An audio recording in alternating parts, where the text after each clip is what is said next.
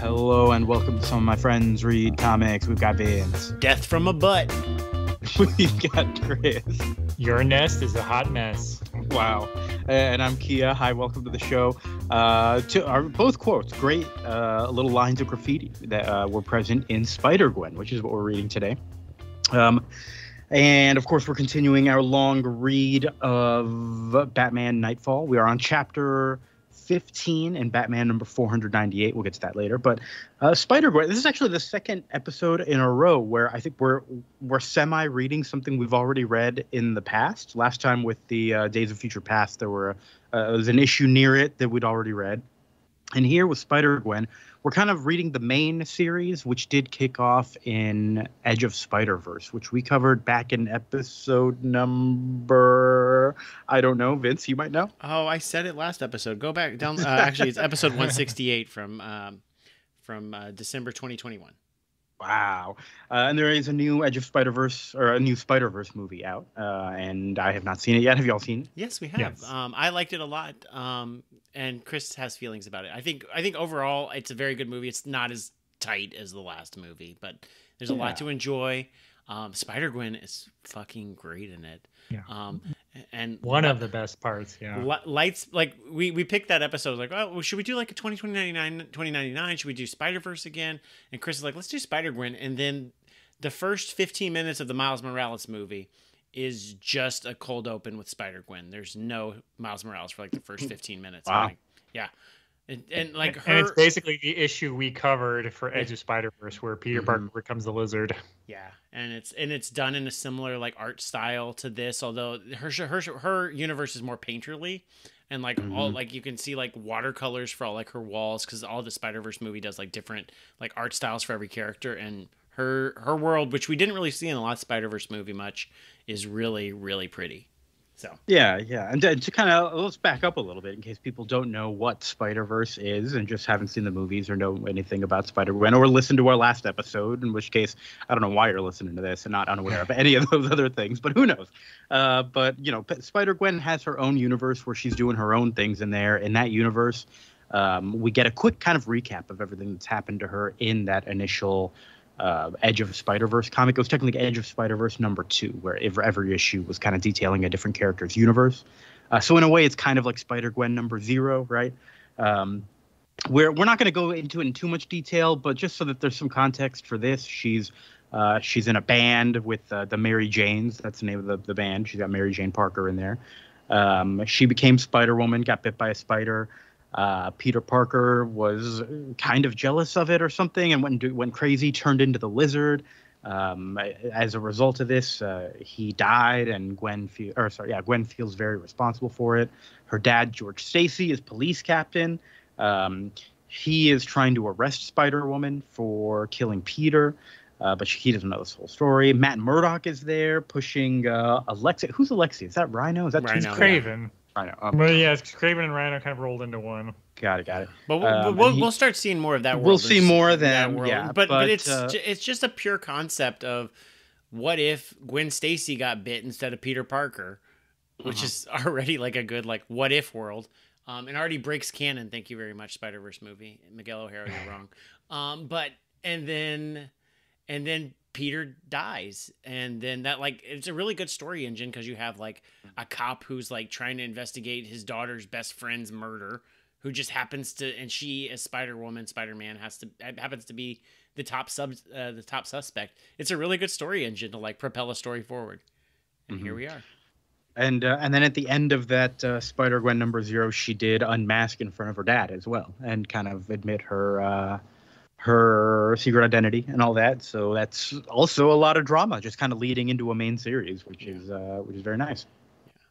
Is there anything else we need to say before we kind of jump into the main series here? I don't think we mentioned the creators. It's written by Jason Latour, art by Robbie Rodriguez. I also want to shout out the colorist, Rico Renzi, who I love the colors in this book, just kind of all throughout it. It pops really nicely. But yeah, let's get into it. Spider-Gwen number 1. We've got a bunch of kids there. It took me a second to realize they have YSG on their shirts. They're the Yancey Street Gang, and they're spray painting an anti-Spider-Woman sign. And Officer Ben Grimm climbs up the ladder to get them. But then the vulture swoops in. I like the design on the vulture here. He's got actual vultures by his side, and like this green gask that he's using, and his skin is so like pink and purpley. It's a classic purple and green color combo from Marvel, but it works very well. Yeah, I will say, like, the Yancey Street Gang, there is one girl who's blonde who's wearing a white hood, like Spider-Woman, that is very confusing to me. I thought it was Gwen up until like several issues from now. It's Liz Allen, right? Oh, is it? Oh, is it? I'm pretty sure. Yeah, somebody calls them Liz, and I'm like, well, considering everybody is somebody, yeah, it almost has to be. Makes sense.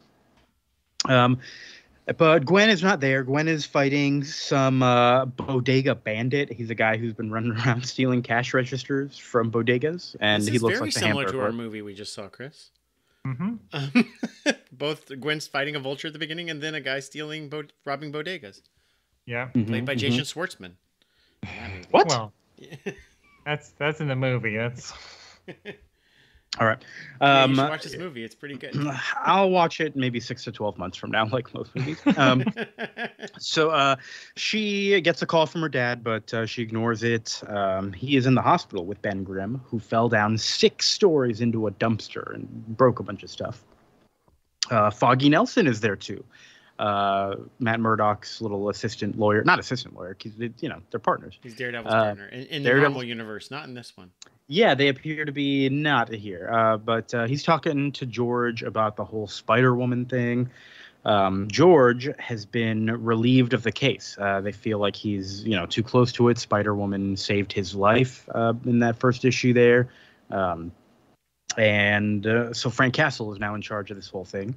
Frank Castle is interrogating Alexei. He's a cop. Was Frank Castle Frank Castle was never a cop in the normal universe? I don't think so. I think he's just a veteran. Right. Yeah. But it does work for him. Just like I feel like, how has Frank Castle never been a cop? It's kind of the perfect thing, perfect way to use it. Aside from the fact that he hates cops, but I was gonna say he's pretty committed. Sure, but like, I don't know, his methodology and everything, I feel like it works fine. Yeah. And Chris, as you just said, like, it's a multiverse story, so everybody's got to be somebody. This one really goes hard on the way that I'm like, yeah, we have a no-name cop. Why don't we just call him Ben Grimm? Sure. Why we have a no-name gang? Let's call him the Yancey Street Gang. It doesn't matter, but it makes me happier as like a fan, and be like, we have a mean cop. We could call him anything, but we'll call him Frank Castle for sheer fun. And there we are. And it's fine. But Frank Castle learns that Kingpin is the one who ordered the hit on her. That Matt Murdock sent Alexei after Spider-Woman because of Kingpin. Yeah, Matt Murdock is evil in this world. He still has powers. Yes, we'll see more of that in a little bit. But he's evil. Yes. Is he an evil lawyer still? Yes. Yeah. Okay.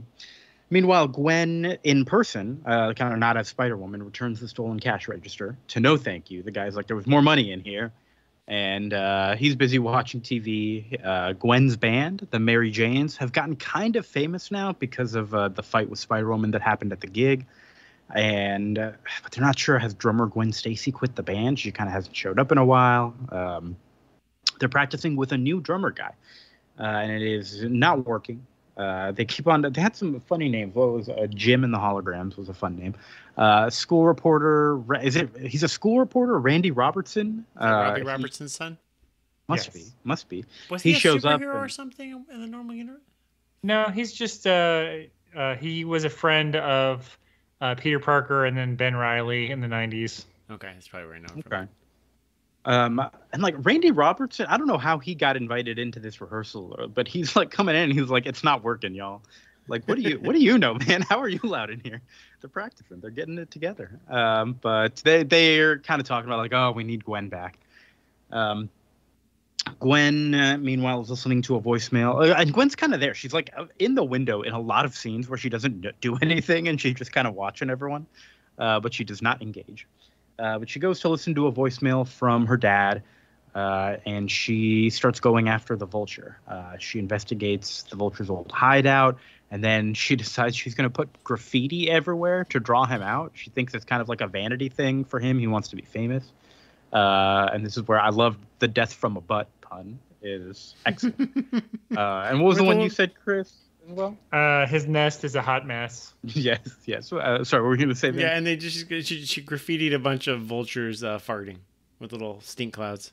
It's amazing. All right, hold on. I see. And you read Terrible Comics. She also wrote. You read Terrible Comics. I did like that. I think there's a moth flying around. Okay, it's safe. It's just a moth. Don't worry, everybody. Everybody was worried. They were everybody on pins was and needles worried. ready to call 911 on this recording. What is Kia doing? It'd be late. We record on a delay. Don't call 911 on anything that happens here, please. There's no video element either. All right, so she just succeeds in drawing out Vulture. He sees all this stuff and comes out. Mid-fight, she starts like falling down into the ocean. We see her phone ringing still in the alley. Oh my God, cliffhanger. What's going to happen here? Going straight into issue number 2. She landed in a trash boat. Hooray. Actually, she like fashioned, she made some web gliders for herself real quick and glided into a trash boat. And she sees like a vision of Spider-Ham. Peter Porker, the sportacular Spider-Ham, who is just kind of like a fun little comic relief character who's not really there. I enjoyed having him here, though. He's like that macabre clown because he's going to tell her, like, you're crazy, but also going to like goof on her. I liked where she pukes over the edge of the trash boat, and Spider-Ham's like, it's a powerful New York move right there. They're talking for it. He says there's no shame in losing to the Vulture. It's not like she lost to Baron Zebro, which I had to look up to see if Baron Zebro was real because I love that line so much, and he is real. Apparently, he only existed in one issue from 1987, but now I kind of want to read. Okay. The Spectacular Spider-Ham. Yes. It's on the April Fool's list. That might be a good one. Or just the whole Spider. But let's do Spider-Ham as a long read. Let's read it all. Jesus. Okay. So Gwen kind of realizes, oh my God, I don't have my phone. Where is it? Back at the crime scene. Yeah, I wrote down crime scene. Was this really a crime scene? It's just kind of where Gwen ran into the Vulture first in this alley where she dropped her phone. I don't know. But the cops are there investigating. George recognizes it and kind of like bullshits his way into taking the phone. He's like, "Oh my God, officer, what have you done? You've contaminated the crime scene. Give me that phone. I'll take care of it." And then Detective Jean DeWolf is there, friend of the show. One of the earliest episodes I feel had Jean DeWolf. She was definitely one of our first death months. I know that. Yes. Oh yes, I remember her. Yes. And George kind of again talks his way out of it. There, he's holding Gwen Stacy's backpack, and he was like, "It was just my daughter's backpack. I'm just holding it. Don't worry about it. Don't ask questions." Why is it here? Yeah, nope. I do think being a superhero teenager would be difficult, and also keeping track of your phone. I feel like if my kid was a superhero teenager, they'd be one losing their phone constantly, or their identity would be blown instantly if they left their phone somewhere. So, just thinking about that. Yeah, superheroes as a concept weren't really intended for a post-phone world. Yeah, no, it doesn't work. But George Stacy is the one who originally put away Kingpin, so Jean DeWolf wants to come to talk to him, just kind of like to get inside the head of Kingpin, talk to them, all that stuff. Gwen wakes up at Mary Jane's house. It's Mary Jane, and who's the other person in the band? So there's Glory Grant and Betty Brant. I don't remember. I don't know if Peter dated Glory Grant, but he definitely dated Betty. So. Yeah, I don't think he ever dated Glory Grant. She became Jonah's assistant after Betty Brant became a reporter. Okay. But Gwen wakes up at their apartment. She had thankfully found like some old clothes in the dumpster or whatever that she's been wearing. Randy found her passed out at a bar. And Gwen is also still seeing Spider-Ham here, and also sometimes trying to talk to him. And they're like, "What are you talking about?" Then George, Frank, and Jean. Wait, I do want to take a pause. There's one moment where I don't even know what brings it up, but Glory gets really mad and starts talking about what raving lunatic would buy Taylor Swift on vinyl. Oh yeah, this is 2015. I want to say. Do y'all know how much Taylor Swift sells on vinyl in 2022? How much? 4% of all vinyl sales are to Taylor Swift. Straight up, 1 in 25 albums are Taylor Swift vinyl albums. I know. Now, to be fair, the Mary Janes probably hate Taylor Swift. Like they're not her vibe, and especially in 2015, I'm sure she was a punching bag more so than she is now. But I find that really funny that like, man, this comic is dated despite being a relatively new comic. Yeah, this is, I don't know. This issue, I really like the first issue. This issue around this point, because the crime scene, we talked about how confusing it is. Like, the crime scene for what? And then this scene, I'm like, so what? Like, what's happening? How did she get here? Why is this scene like this book really started to lose me in the plotting, where I was just like, what is going on? Like, are the Mary Janes famous? They just had a news story about them, but it also seems like they're sort of like a side project, like novelty band thing. And also everyone seems to hate Mary Jane. I don't know. I was sort of this issue was losing me about this point. I can see that. I think for some reason, like this and the original Spider-Gwen, I feel like there's this disjoint in like how the panels work together with the word balloons that I have a hard time just like kind of like following things. It feels like it may be too verisimilitude that it's hard to track what's going on or something, but there's a disjointedness in these scenes also, just like from line to line, that I have a hard time with. So yeah, and it's kind of trying to do a like 60s 70s style, silver bronze age Spider-Man like versus crime boss, storyline, while balancing his personal life and blah blah blah.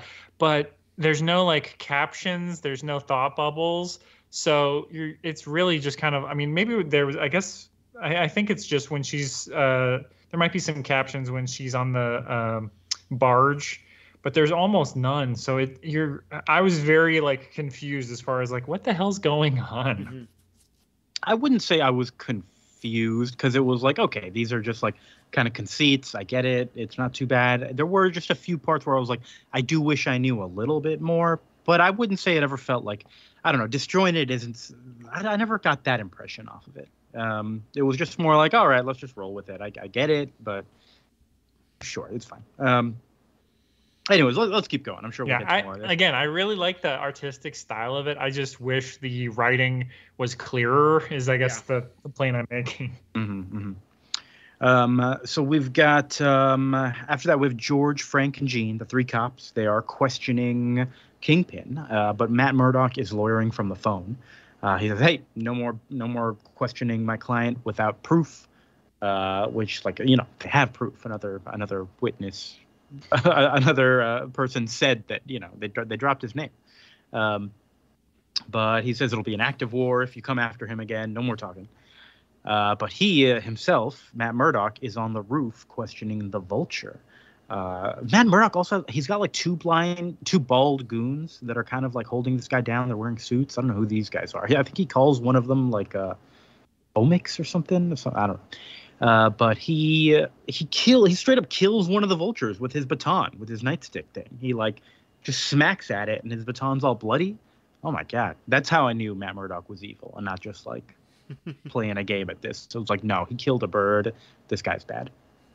Matt says that it's a narrative shorthand. Well, I was it's not like killing a cat or a puppy. It's killing a bird. He is like, this guy's no good. It could be any animal. That's just how I knew that this guy was evil. It was like, all right, you've shown me it's not just him playing both sides or anything like that.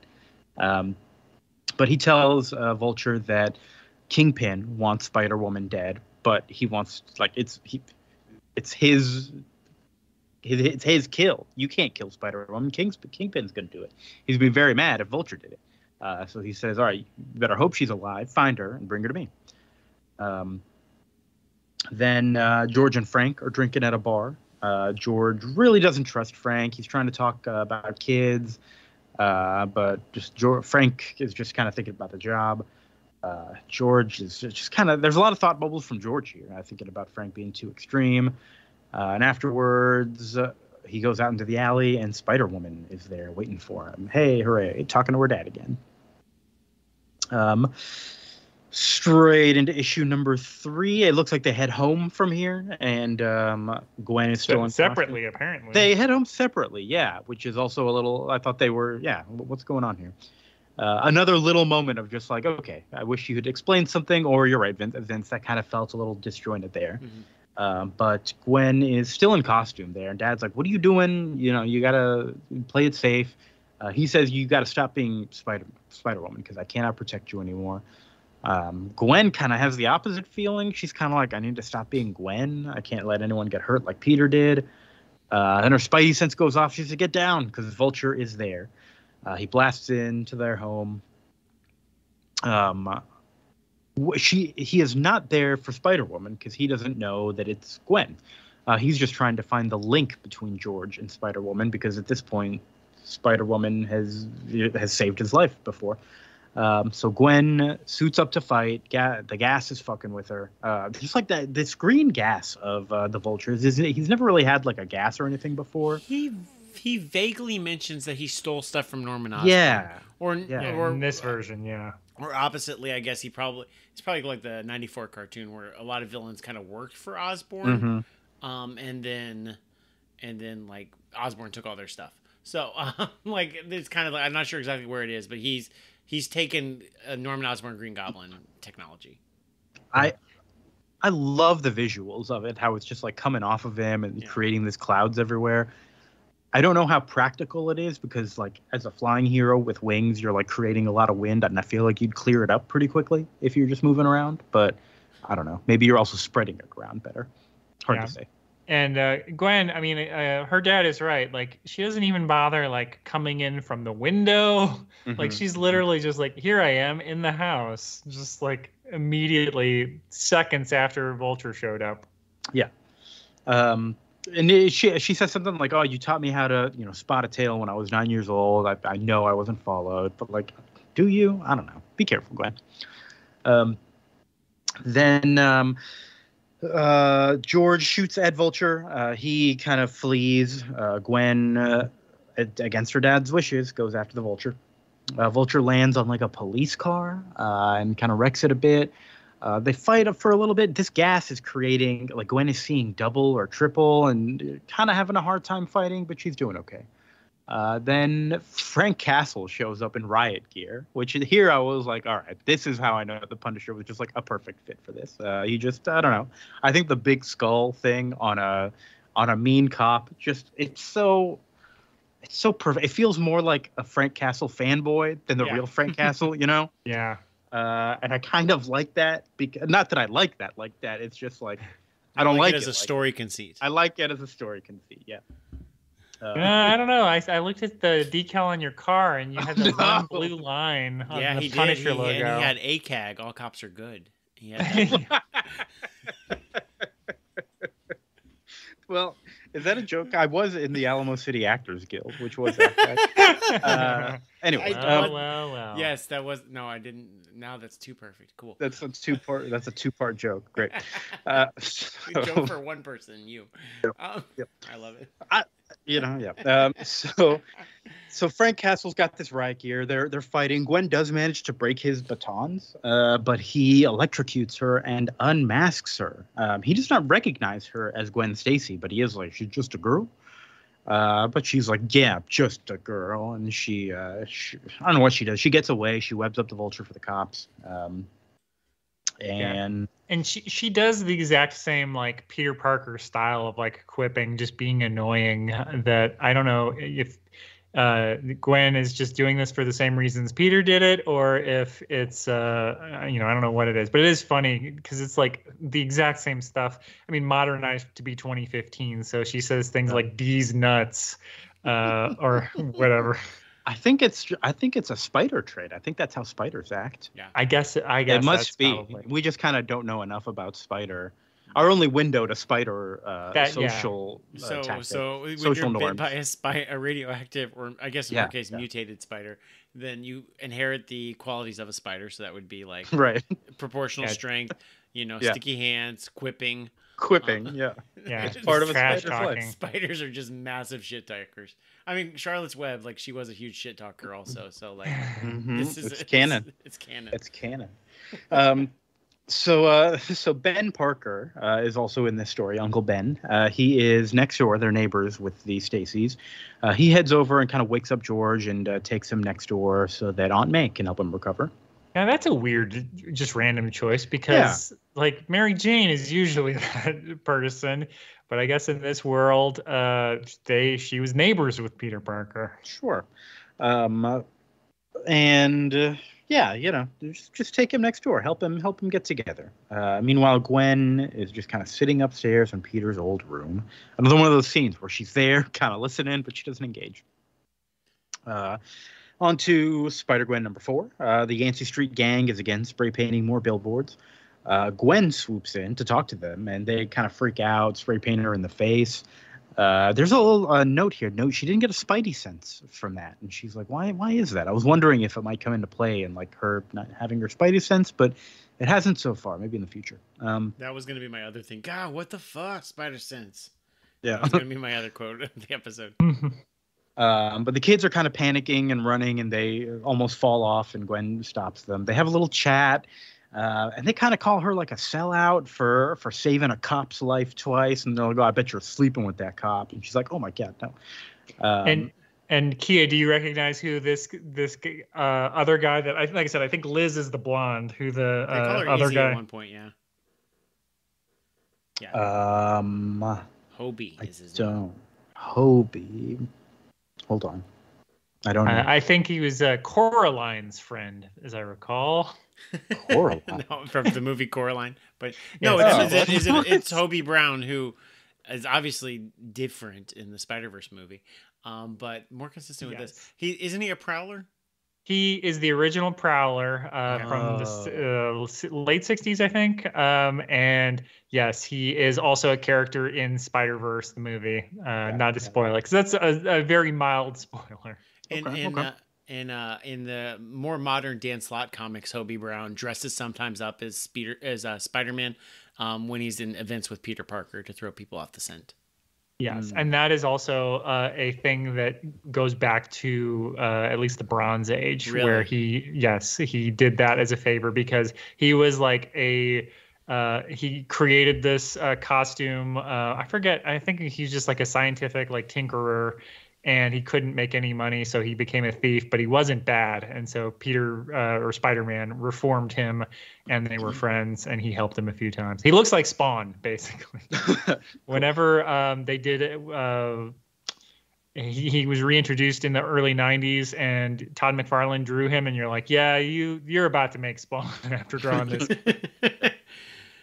So, I mean, that tracks, though. Like, is like, we need like a villain that, or, like we need like a character, a criminal, like a light criminal who's not really that much of a criminal. Hobie's a perfect character for that. That makes sense.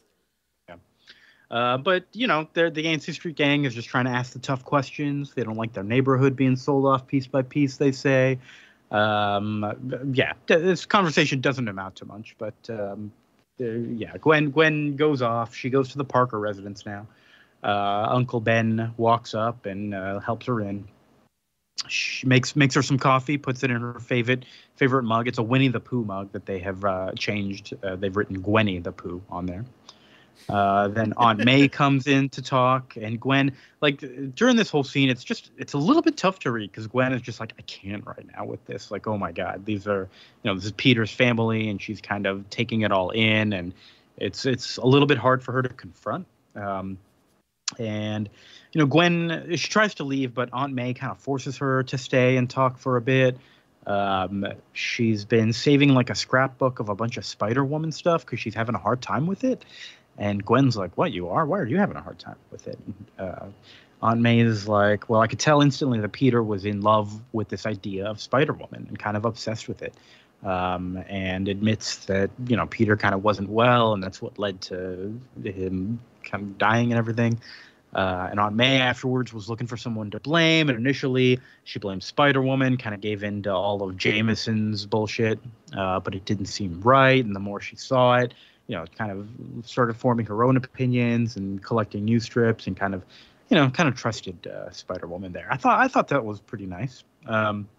Yeah, this is a good scene. Yeah. And it's so in keeping. We've talked about it. We did the long read of the first year of Amazing Spider-Man, and we did Amazing Fantasy. He is a bitter nerd who's like, I'll make them pay, in the first page of his first appearance. So it's if Peter didn't get superpowers, he was headed down a bad road. Yeah, yeah. And Gwen, Aunt May also says like, can't hide behind a mask, can't run from ourselves, that kind of thing. So it's almost like she knows Gwen as Spider-Woman. I don't know. I don't know if she knows. She seems to heavily imply it. Yeah, yeah. Well, and it's like, kind of like that. Like, I mean, because like, oh my God, the Parkers hate me for killing Peter, and like Peter was. Yeah. It's that complicated thing. It's like Peter wasn't, like he wasn't a saint that was like murdered, like, which isn't. I guess it's like a bad thing to say, but she's like, it's like, don't. I don't know where I'm going here, but there's it adds layers of complexity, but it is like absolving to Gwen at the same time. Yeah, yeah. So Gwen then goes back to her band for a show. This is again one of those moments where I was like, so was this band just going to play a show without a drummer? What was going on here? And Gwen happened to show up and be like, all right, I'm here. Yeah. Jean. And is this an alternate in this alternate world? Are drummers like not the most important part of like every pop punk band that they have to have a drummer, and the drummer's in like 15 different bands? Like what's going on? I don't understand. Yeah, I don't know. I feel like it's hard to say because it's a comic book. You can't hear what kind of music they're playing, but maybe there's a very specific type of drum set that Gwen plays. I mean, I feel like calling them pop punk is, I mean, based on their aesthetic, pretty fair. I think you're right. I think they are a pop punk band, but we could be wrong. The drummer sets the tempo, as my lack of musical knowledge is. So it seems like, they've just, I mean, but also the drummers are like in 15 different bands. They get traded around a lot. And I think like is it Spinal Tap, they're always losing their drummer? Yeah, I think they keeps dying. Or was it the bassist? I don't remember. But anyways, back to the comic. Jean DeWolf now is heading back to the station. She's pissed at some cops for making light of the situation. And then Frank comes in. He is beat to hell, arm in a sling, neck brace, everything. And he's like, come with me. Which I guess is a cliffhanger. Then on to issue number 5. It's the last one we were reading today. Jean DeWolf also just gives a cop a wedgie at work. Yeah. Weird moment. A little weird. Kind of a sexual harassment situation you're creating here. Are you telling me the cops may not be behaving above board and may have toxic behavior within them? Can't believe. Well, she's one of the guys, so it's okay, I guess. It's okay. Alamo City Actors Guild. All cops are good. Nope.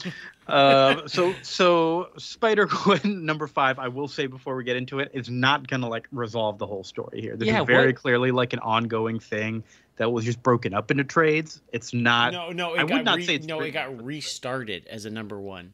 So yeah, but it also like, I don't understand why you would make this your. I mean, maybe they didn't know that maybe they thought they were going to do 12 issues and then a restart. But like, this is a really weird. So what happened is Secret Wars, the 2015 event, stopped the Marvel universe and restarted everything with a number 1.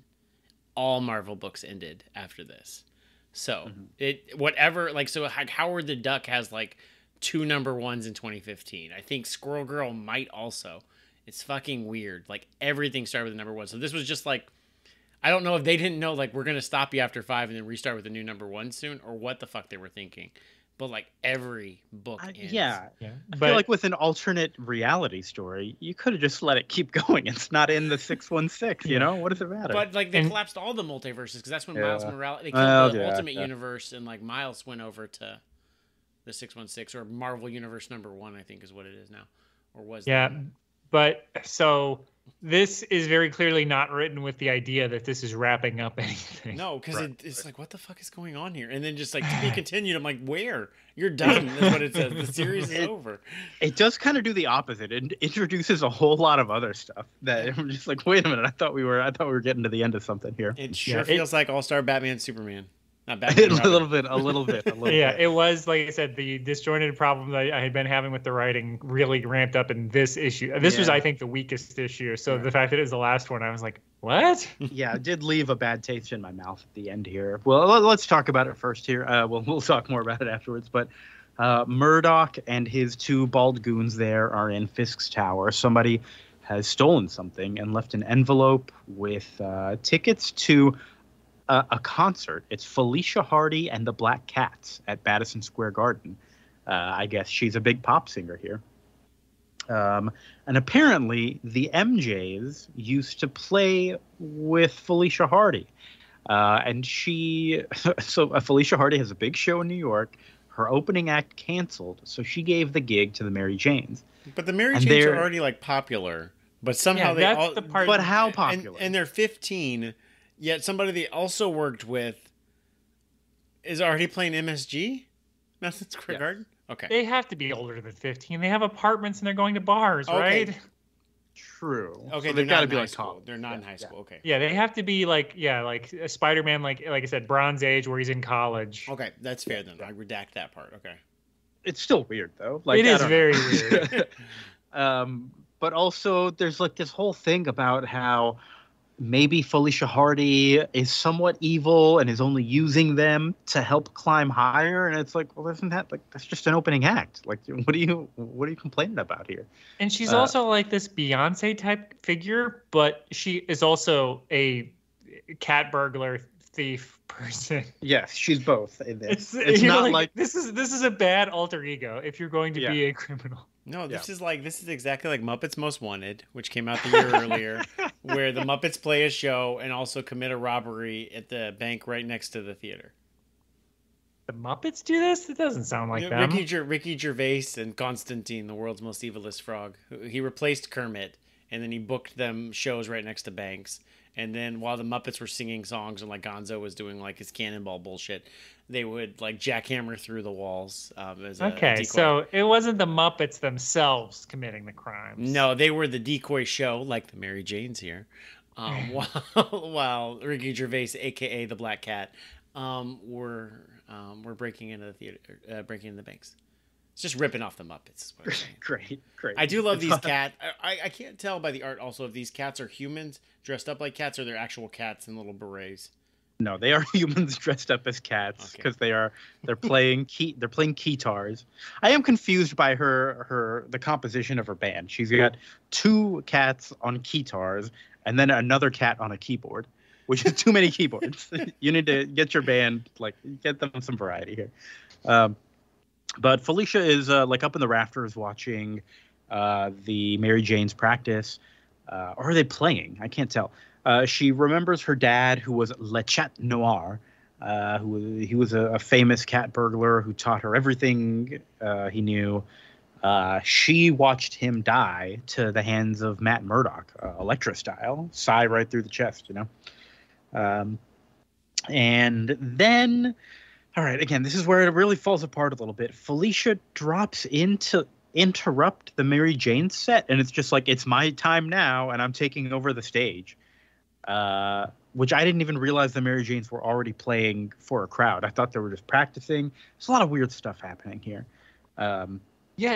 This whole scene is a mess. It's a mess. Then seconds after she's like, we're going to start playing, then Matt Murdock is like, now ninjas are going to attack you. And you're like, what the hell is going on? And then Felicia starts, she starts fighting, but then for some reason Gwen puts down Felicia, and I'm not quite sure why. I do like the shot of Gwen as she's reacting to, she's trying to save the people in the band, and then there's a shot of her where her shadow is like her Gwen hood and like mask, like they would, a very like 70s or 60s style of Spider-Man, seeing his, half of his face with the costume kind of thing. I thought that was a cool visual detail. But yeah, the rest of this, I'm like, what's happening? Yeah, there was a lot of what's happening for me here. But at some point, Felicia does mention out loud that Matt Murdock killed her dad. And Gwen Stacy's like, wait, what? And they have a little one-on-one conversation for a bit between Gwen and Matt. And he's like, I've been watching. Nothing that stood out to me as being terribly important, just kind of like general threats against each other. And then Gwen leaves as the cops start to arrive. And our final scene for this comic is George Stacy at home looking at a picture of him and his wife, his late wife, and of Gwen when she was a baby. And he's just kind of like thinking about stuff. And then Jean DeWolf shows up because, she's kind of wanting to investigate the stuff with the vulture attack there. And she gives George Stacy a little kiss on the cheek because he's a good man. Uh-oh. Uh-oh. Signing your death warrant, Gene. See what happens there. But that's the end of issue number 5 there.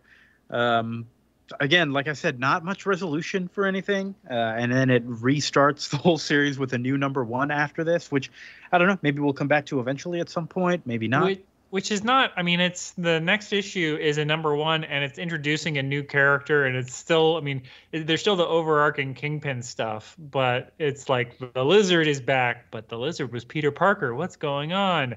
So it's like, it's not like the next issue is going to resolve the storylines that have started. It's just it's more stuff. Which I will say is not inherently a bad thing. Like, it's okay for a series to have a lot of those kind of layered storylines that just resolve when they resolved, and stuff keeps growing. I sometimes kind of like that more in terms of like just layering a story in a more natural way. I don't necessarily know that I hate it or like it more here. It just kind of is what it is. I really disliked that Felicia Hardy issue though. So it's hard for me to be like, I'm all for it, you know, but I do think it could have worked for this. It's still, much as I didn't like that issue, I still love the kind of world that's being built here. It's so, I don't know. I vibe well with it. It's punk and it's colorful and it's just interesting to read and interesting to live in. So I'm still for it. I still like this, even if it wasn't as great as just that first one shot. That's where I'm at. How are y'all feeling, Chris? I feel like you've got some opinions. No, I'm pretty much. I generally agree. I think it's. Artistically, I think it's really interesting. I think that it's dynamic, but it also shows just how hard it is to, that people, well, I don't know, maybe people are like Sal Buscema, but I've Don Heck, a lot of pencilers that are considered to be like, oh, this is, you would see this guy and you'd be like, oh, okay, it's one of these, George Tuska. There's a lot of artists that would get sort of, a lot of crap in the golden age of comics and throughout the 70s and 80s, and you really realize like how hard it is to like show like dynamic action in superhero comics. Guys like Jack Kirby and Steve Ditko and Gene Colan and all these guys just make it so easy.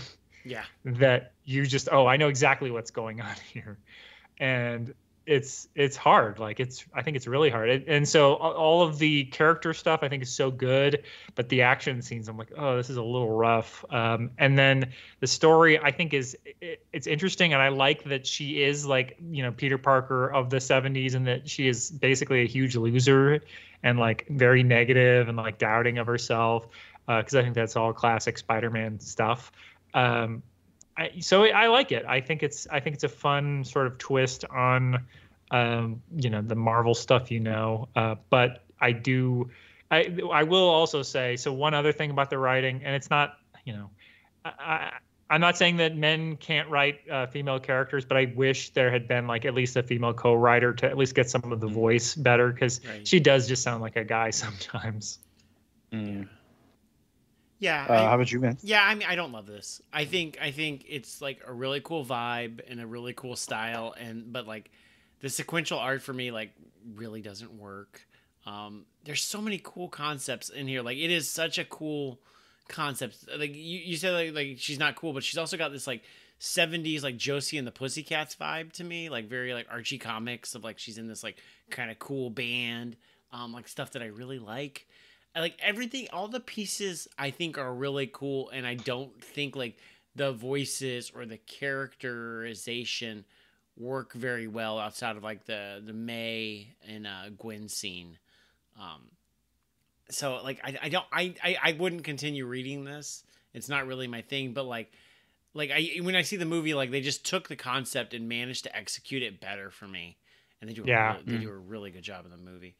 Her relationship with her dad in the movie is so much better defined in like 5 minutes of the movie than it is in 5 issues of this comic. Right, and who knew? Haley Steinfeld, great actress. Who would have guessed? But like it just like everything about that, just like they take the concept, and it is a great concept. And I think like even like it works it better. And I think that it just shows like how like iterative things, like it looks like it's from at the beginning of this. It sounded like Marvel came up with the concept Gwen Stacy bit by a spider, and then they let like Latour and Robbie Rodriguez go to work on that concept. So it's, you know, it's kind of like, you know, like with Bob Kane, you know, Bill Finger, like I came up with an idea. It's called Batman. And then Bill Finger's like, okay, now I got to make that work. So like a lot, and like Robbie Rodriguez designed the costume, which fucking looks great. It's so beautiful and iconic. Like, so like, I'm like, the art doesn't work for me, but like the design by the same person did a killer job. So I don't want to be negative on this, because like I think it's a great addition and new thing that Marvel has created the last 10 years that seems to be sticking, and it's really cool. It looks cool. I just don't think like this particular style of storytelling works for me. So yeah, I think, like I said, I think it really shows just how hard that stuff is. And it reminded me of Spider-Girl from 20 years ago, where they got Ron Frenz and like Pat O'Leaf, who are not like superstar artists, but it's like they're so good at drawing like that retro Steve Ditko style. Right. And like modernized it in like a 90s way. And so I almost kind of wish the art, I mean, like I said, the design I think is great, but the storytelling is just, I don't know. It was not my favorite part of this. So, and yeah, it also, so was this before Batgirl of Burnside, or is this after? Because they're so similar. Probably right around the same time. Because what is it? New 52 was what, 2011, and Batgirl Burnside was like issue 36, 38. So probably 3 years in. What is Batgirl Burnside? I don't know what that is. It's a redesign of Batgirl where she gets a goggle redesign. It's written by Cameron Stewart. She basically starts living in Brooklyn like a hipster. She and really de-ages herself. It seems like she becomes much more like a cool hip loser college age student. Barbara does. It's art's great. Babs Tarr does the art of it. The goggle redesign is great. I love the costume redesign. Look it up sometime. Batgirl Burnside. I think that one works a little better. That one seems like cooler and hip and works better from a storytelling standpoint than this. But, yeah, they seem very similar to me, and so I also am just like, was there just something in the air in 2015 that we had to have superheroes like this? Right. I mean, and Marvel was doing, like, I think Miss Marvel had just started around this time also, Kamala Khan.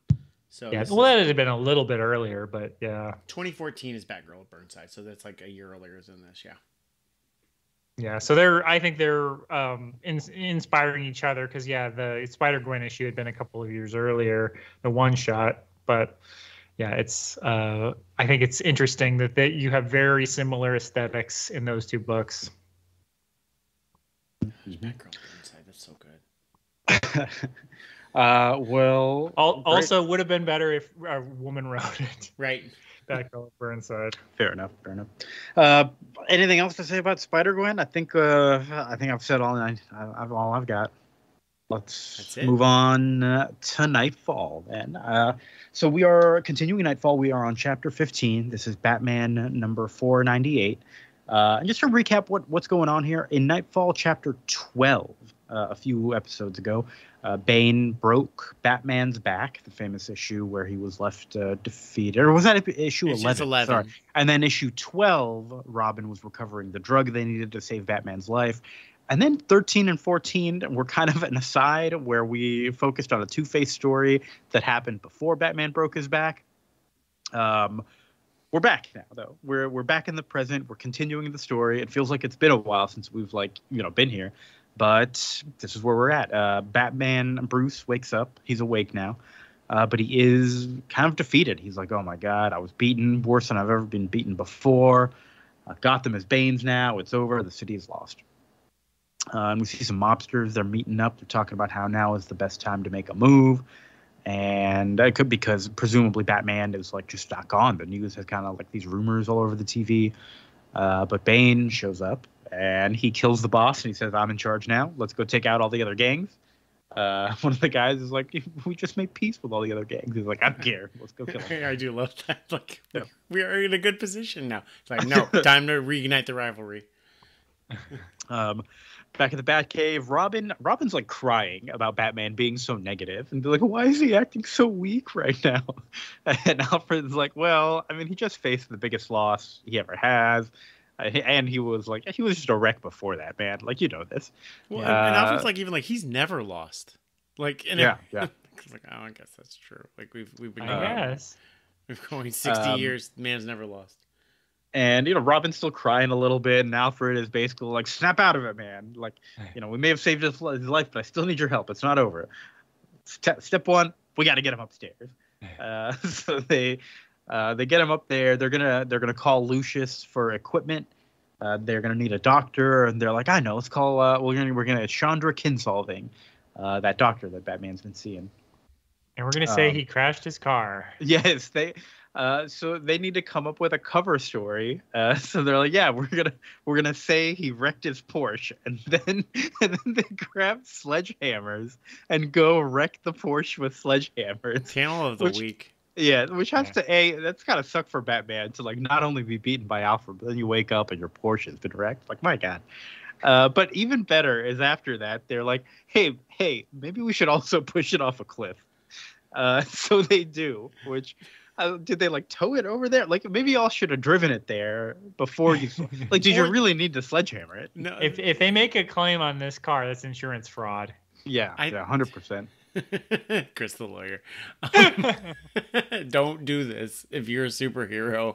As a cover story, you'll also be. No, they won't get you for the vigilantism. They will get you for the insurance fraud. But I like that they beat it up with a sledgehammer, and then clearly they're like, this doesn't look right. We really do need to just like throw it over a hill. Or they like the text is and they're like, so are we gonna say that he did this and then we towed it back to the garage? Like, what was our plan here? We didn't think this one through. Yeah, they should have just pushed it over first and then evaluated after that. That's probably enough right there. Gotta be. Yeah, but if it looks like if it lands in a tree and doesn't look that bad, then you hit it with a hammer. Yeah, it's like, oh, he wouldn't have broken his back with this kind of fall. It like lands like super pristine.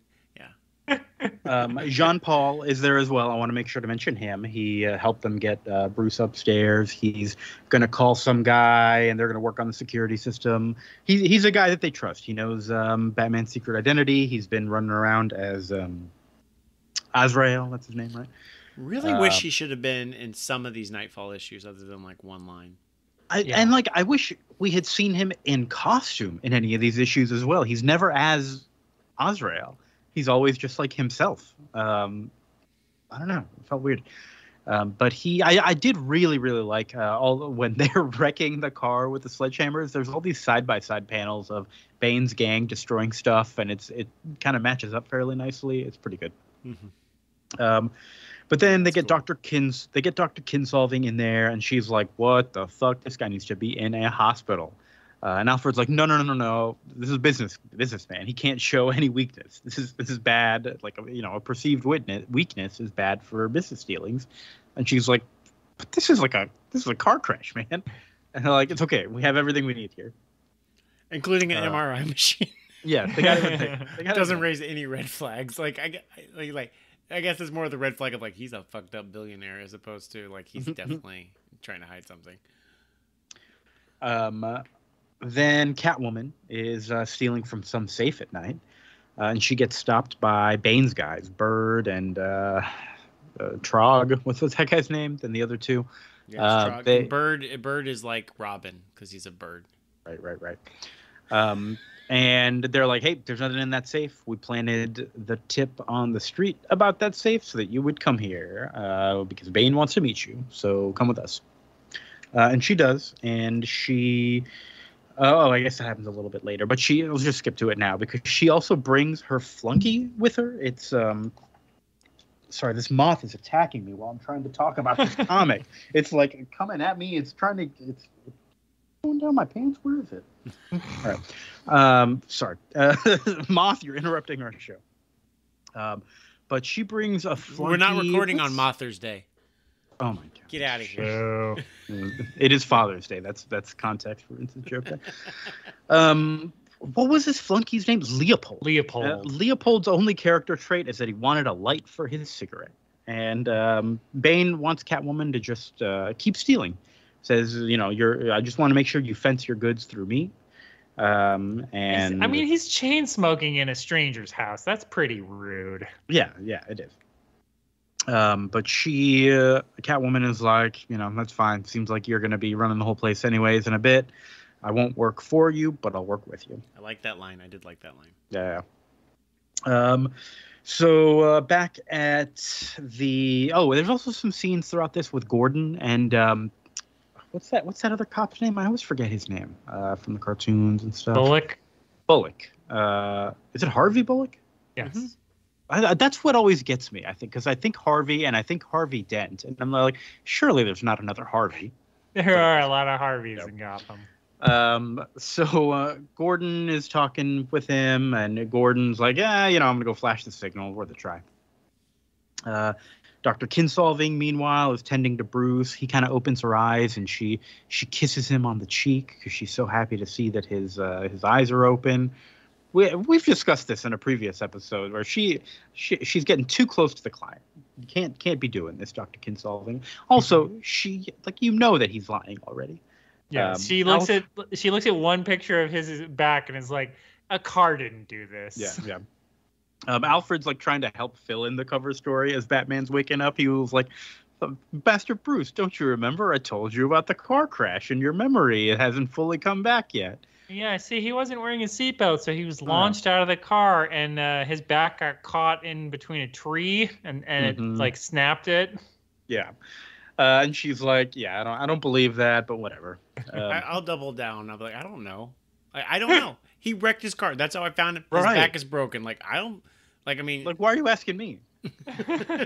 That's how I found him. I don't know. That's the right way to reply. You're right. Not, we found him and there was a rock in that spot that's on the x-ray that I'm seeing right there. So that's got to be I'm in my late 30s. I have bruises and injuries. I don't know where they came from. It's probably because you're Batman and you just don't want to admit it. No. What happened is that I fell out of a car and then hit a rock. That's what happened. So the TV, the news, like I said, has all these rumors of Batman's death.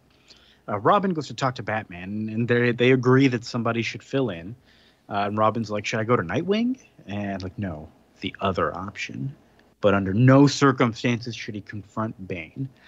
So Robin goes to talk to Jean-Paul and says they don't need Azrael right now. They need a Batman. So they give him a costume that's fitted just for him. So he's going to stand in so that nobody's worried about Batman. No one pitches Tim taking over this role. No. Well, I mean, he's too small. Yeah, he's like 14. Yeah. Okay. It's not going to work. I forget because I also forget this isn't Dick because he's dressed like Dick Grayson from like the 60s Batman, like in that like red sweater with the white collared shirt popping out of it and like the blue pants. Like he looks like, I mean, Batman has a type. I get it. And he, at the time, this is before Tim gets adopted. Tim's dad is alive. He's just a neighbor at the moment. Yeah. And Batman he'll die soon enough. Don't. He must just be dressing all of his boys in these outfits that live at his house. Okay. Batman, you creep. He doesn't live at his house yet. He will. So Batman now is talking to Alfred, and he's like, I might tell Dr. Kinsolving the truth. I might tell Chandra the truth. And Alfred's like, okay, but like maybe not everything. And I'm like, well, what do you consider to be the truth, Alfred? Like, how much can you tell her without telling her everything? You can just be like, okay, Bane broke my back. Yeah. I won't say why. Then we had a big argument on the road, and look, I don't want to say who's at fault. That's not a bad one, actually, though. Look, I'm a rich, powerful billionaire who runs a lot of corporations, and Bane is trying to take over the city. And so he came to my house and beat me up. Yeah, that is true. You could say, yeah, you're right. So then Batman and Robin go to talk to Gordon on the roof. Of course, it's John Paul, not the real Batman. But you know what? He plays his role nicely. He's like, hey, I'm here. I'm beat up, but I'm okay. So why did Gordon put up the signal just in case? Like as a real test? They'll be like, I know that Bane rolled into town and threw Batman off a 3-story building. But I'll turn on the signal just, for funsies. I mean, maybe it was because kind of just like last gasp, a little bit of hope, you know, like, oh gosh, I haven't heard from him. You don't know what else to do. You're feeling a little bit hopeless, and you kind of cling to whatever you can. Just like, let me just turn on the bat Let me signal. just Who text knows? him just in case. Right. Let me text him just in case. Who knows? Okay. Who knows? So then our little cliffhanger here is Bruce lying in bed, being like, I think I do want to tell Chandra everything. Oh, all right. We'll see. We'll see what happens. He's got the bat silhouette too, of the light reflecting on him, just like Gwen had of her head. Just like who had of her? Just like Gwen had, she had the outline of her hood. He has the bat ears reflected in his. I see. I thought you were saying that Gwen had bats behind her. No, I'm just saying the light source creates a shadow of your costume. It's a thing that superheroes have happen. I like that. I like it.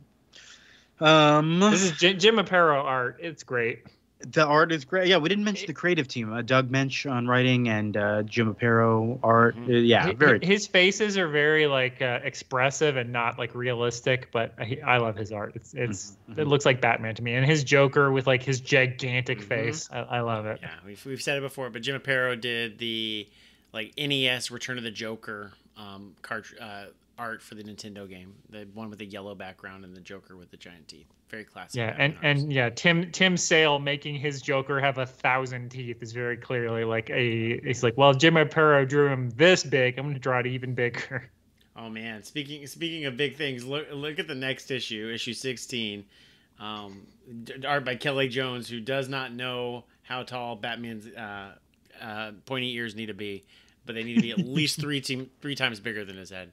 Oh, hold on. Is that the one? Didn't we already look at one like that in one of the other Kelly covers? Jones is a classic Batman artist that loves to just make the spikes even spikier. Oh, yeah, there we go. Those are big. I didn't even notice them because they blend right into his arm spikes. It's like which are also like as big as his forearm. And he's holding a piece of wood with spikes in it. That's a spiky with two cover. nails, and he's smiling crazy. And Dick's like, "Oh shit!" So I think things are about to turn sideways. Yeah, I don't have this pulled up, but I know exactly the cover you're talking about. Yeah, where he's got a big smile on his face. Yeah, it's a good one. It's a good one. But yeah, I really liked this issue. It was especially after the last two, good to have one that's really pushing the plot forward. And I feel like even though not a lot happened here, there's still a lot that happened. It was just a lot of kind of cleanup and like, let's reset the scene and how are we kind of going to continue with the rest of the story right now, which is exactly what I wanted after Batman wakes up, which is nice. I did not want the two-part Two-Face story. This is what I wanted. Yeah, it's creating like new, like, how is Bane being like the top crime boss actually? How is he actually working now that he's in charge? And so you have Catwoman, and you have I think it's the plot is thickening in an interesting way after having the hero just lose. But of course, anything else to say about it, Vince? Did you have anything? No, I'm enjoying it, and I'm here for the ride. Great. But we are just about. How far does this go? How many chapters is 19. 19. So we're getting close to the end. We're on 16 next time. I don't honestly know if Bruce Wayne comes back at the end of that, or if there's like a bunch of time with John Paul as Batman that's not captured in Knightfall. I'm not sure about that. We'll find out. We'll see. But that is in Detective Comics 665. We'll be reading that next time. And then we will, for our main read next time, we're going to be continuing The Death of Captain America. It's been a while since we've revisited this. But we are on to... This is Ed Brubaker's run from Captain America. In Volume 5 is technically the volume of Cap. It's issues 18 through 24 that we're going to be reading, which is kind of split up across a few trades. There's Red Menace Part 2, and then there's Captain America Civil War. So we're just reading the issues from both of those because they're fairly short. So again, that is Ed Brubaker's Captain America, number 18 through 24. It's Captain America Volume 5. You said probably also Captain America 200004. There you go. That's a good way to look at it. Yeah. Boy, talking about comics, it's hard with the numbering sometimes, Yeah. We've done it a lot, and I never get used to it. There's no good way to talk about it. Well, the Spider-Gwen was even worse because it's Spider-Gwen 2015 number. Apparently, I read Spider-Gwen 2015 number 1, the second number 1, not the first number one. Oh, Because it was like, continue reading. I'm like, oh, I guess I already read this years ago. So it was confusing for me then. So Right. Yeah. So we'll be reading that next time. Little note here: we are going to be skipping a week here. We're an every other week podcast, so 2 weeks from now there will not be an episode. 4 weeks from now will be our next episode. Whoa! summer break, summer vacation. Summer break, yeah, summer vacation. But what else is going on with us outside of the summer vacation stuff, or about the summer vacation stuff? Chris, what's going on with you?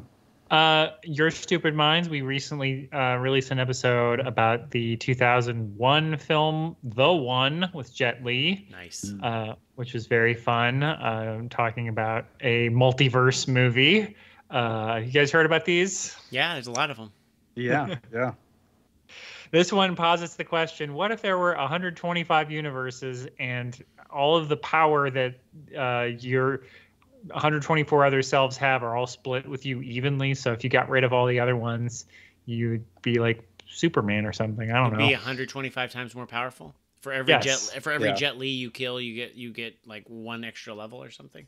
Yeah. So if you kill, if there's 2 Jet Lis, you're basically at like Spider-Man powerful. You're 62 times as strong as a regular person. Wow. So do you have to kill the other Jet Li as Jet Li, or if that Jet Li just happens to die, do you get more powerful?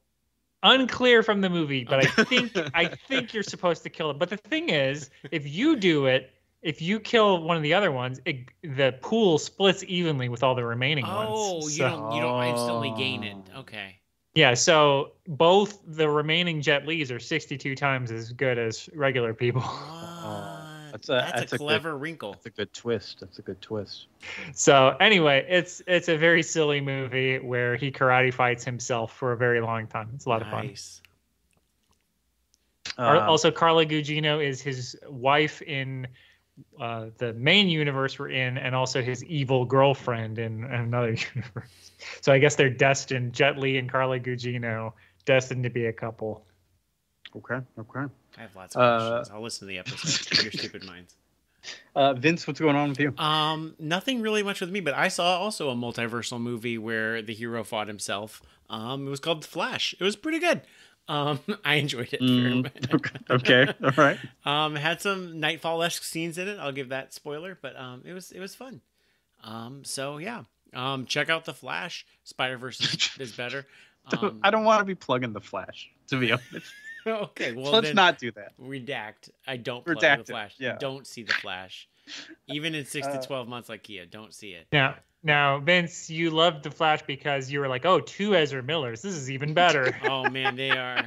Oh, man, that's, yeah. They're, yeah. I'll say this. I actually watched a movie for the first time in a long time, very recently. Was it 50 First Dates? No. It was an older movie. It was not a multiverse movie. Is 50 First Dates a multiverse movie? No, that would be funny though, right? Based on the title. No, I'm sorry. But I watched The Italian Job, the early 2000s version with Mark Wahlberg, and I had a fun time. But that's it. That's the last movie. I think that's the only movie I've seen in the last 2 years. But I think that's all I've got to talk about. If we're plugging The Italian Job 2001, not even the original, which I do like the remake, by the way. Yeah. Then I think that means it's our time to wrap and maybe take a summer vacation and reflect on our lives. We're taking a vacation. We're gonna figure out what we're gonna reset a little bit, take some time off, and I don't know. I think we're just busy for a bit. I think I'm just gonna sit on the beach. Is pretty much what I'm doing. But yeah. Cool. Listener. Oh wait, no, hold on. I'm starting at the wrong side here. Vince, I love you. Love you too, buddy. Chris, I love you. I can't think of a funny Spider-Man thing to say, but just insert one here. What do we got? Can we help finish this one? I don't know. What would Spider-Man say? What would Spider-Man say? I don't know. Something like a jerk spider would say. Yeah. Well, that was. Look, man, I'm done. That was maybe our best ending ever. It's a tangled web that we weave. When at first we practice to deceive. I like moments like this because it reminds the listener as well. We really do just think of this stuff on the fly sometimes. We don't plan it. So, listener, thank you for listening. We appreciate you hanging out with us, even when our endings aren't perfect. We'll see you next time. Talk to you later. Bye.